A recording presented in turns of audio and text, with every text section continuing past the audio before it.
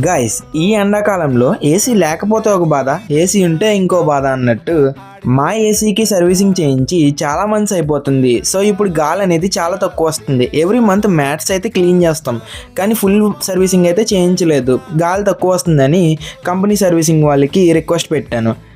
Company వాళ్ళు అయితే ఇంటికి వచ్చారు, ఏసీ మొత్తం తీసేసి ఈచ్ అండ్ ఎవ్రీ పార్ట్ ఇండివిజువల్గా ఓపెన్ చేసేసారు. లోపల చాలా దుమ్ము పట్టేయడంతో జెట్ వాష్ అయితే బాగా కూలింగ్ వస్తుందని చెప్పారు. సో మేము జెట్ వాటర్ వాష్ అయితే చెప్పేశాం.